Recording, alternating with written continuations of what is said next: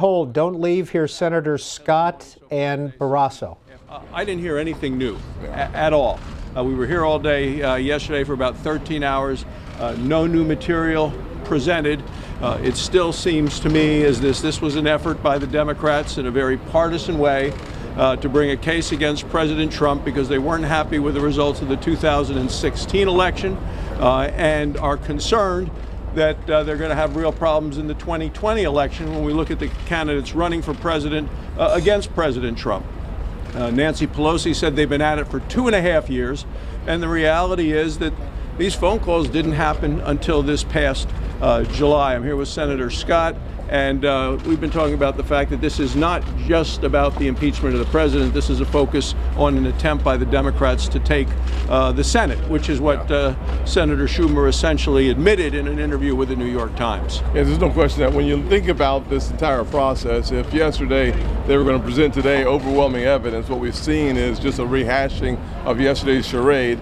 Therefore, the conclusion is a very simple one, that the goal of this entire process is not to remove the president from office, it's simply to remove certain Republican senators, Colorado, North Carolina, Iowa, Maine, and Arizona from office. And this is absolutely an opportunity for them to try to overtake the Senate. Senator, if you're concerned about not hearing anything new, why not agree to a subpoena for John Bolton or Mick Mulvaney, who could provide new information? I think the House still reserves the right to compel testimony, and they did not do it then. And if there are entire conversations around the fact that it'll take too long, they could have saved us a couple of months had they already done so. So I welcome Speaker Pelosi to compel Bolton or anyone else to come into the House and testify, and they've suggested that they may decide to continue the process anyway. And if you read the brief, that the House managers brought forward, 11 times it says the information is overwhelming.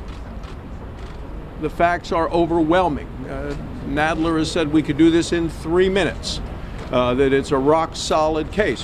Present the case and let us vote. It doesn't seem, if the vote is on the impeachment of the President of the United States and the evidence is overwhelming, present it and ask us to vote. We ought to be able to make that decision.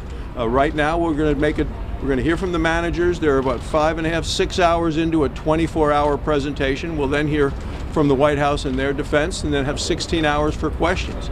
It does seem to me that at the end of that, most senators will be pretty well informed on whether they know which way they're going to vote and aren't going to need any additional information. Anything else seems to be that some senators, already knowing how they're planning to vote, are just looking for additional information, not to inform themselves, but for political purposes. You don't think documents, for instance, a subpoena to get documents could inform your judgment as you cast this vote? I look forward to having the entire case laid out by both sides. This is the first time we'll have an opportunity to hear the president's rebuttal of what they say are the facts from the House manager's perspective. So as we go through the process, it will provide us 16 hours after both sides have laid out their case. We'll then have a chance to ask the questions that we find pertinent to the investigation, and then at that point we'll have an opportunity to engage our colleagues on what they want to do next. What questions, if any, do you have? Well, I think it's really important for us to first focus on the fact that what we've seen so far is a reflection on the past, not a foreshadowing of the future. So when we listen to our House managers lay out their case, they continue to talk about what we think is in fact true, that the corruption in the Ukraine is clear. So for the focus on 2016's election is exactly what we've heard. We've not heard any actual evidence about 2020. Thank you very much. Thanks.